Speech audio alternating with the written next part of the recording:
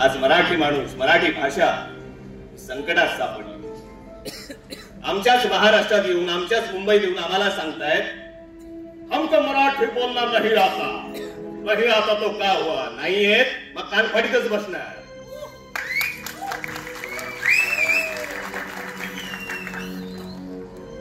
मी निघालो होतो स्वराज्याच्या देवळात. आता येऊन पोचलो आहोत या राजकारणाच्या छिन्नालखान्यात. अविश्वास, अन्याय, ढोंग आणि खुशामत यावर उभारलेलं हे राजकारण केवळ दुर्दैव आहे. त्याच्या खुर्चीसाठी डोक्यात टोप्या घालून इफ्तार पार्टीच्या पंक्तीत बसायला यांना काहीच वाटत नाही.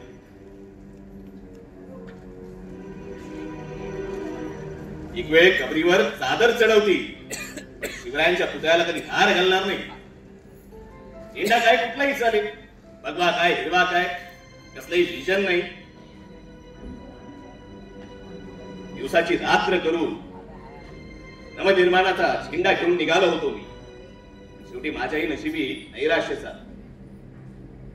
यदा यदा ही धर्मस्य ग्लानिर्भवति भारत अभ्युत्थानम धर्मस्य तदात्मं सृजाम्य. ते धर्मयुद्धात तटस्थ भूमिका घेतात ना, ते सगळे मारले जातात. ते गंगापुत्र भीष्म असो, गुरु द्रोणाचार्य असो, किंवा मग दानशूर कर्ण असो. तुम्ही जर धर्माची बाजू घेत नसाल ना, तुमचा विनाश अटळ आहे.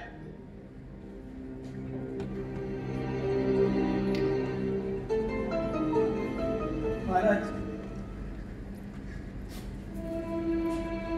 साहेब, साहेब, न्याय द्या आम्हाला साहेब. अरे काय झालं? साहेब, न्याय द्या आम्हाला. न्याय द्यायला काय हे काय न्यायालय का? हो साहेब, आमच्यासारख्या सर्वसामान्य मराठी माणसांसाठी हाच न्यायालय. इथेच न्याय मिळेल म्हणून हा सर्वसामान्य माणूस तुमच्या सोबत येतो. हाच आशावाद घेऊन आलोय तुमच्या. आशावाद? मतदान करता दुसऱ्यांना आणि मदतीला माझ्याकडे येता, हा कुठला न्याय? साहेब, मला नाही माहिती मी चुकीचं आहे की बरोबर, मला नाही माहिती. मला फक्त एवढंच माहिती आहे,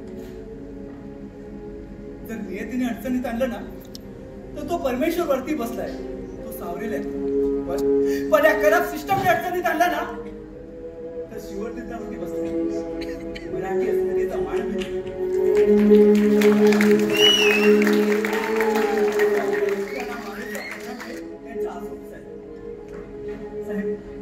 त्यामुळे पावले आपसूकच शिवतीर्थावरती जाते. साहेब, खरं सांगू ना, तुम्ही ना बाळासाहेबांची सावली आहे. या लहान पोरांच्या मनात दडलेली मराठी अस्मितेची मावली आहे. ठीक आहे, काय झालेलं सांग. साहेब, साहेब, आमचं नवीनच लग्न झालं होतं. संसार अगदी सुखाचा चालू होता. आणि एक दिवस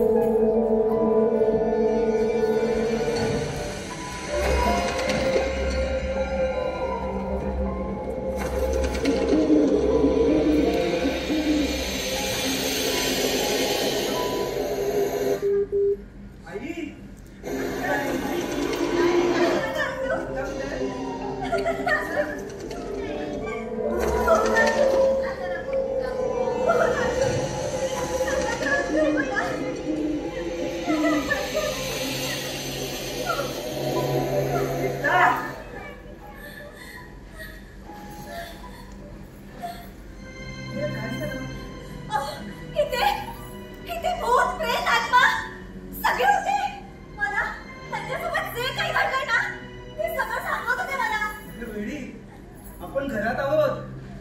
आणि ऐक, भूतप्रेत असं काही नसतं, ही केवळ अंधश्रद्धा आहे.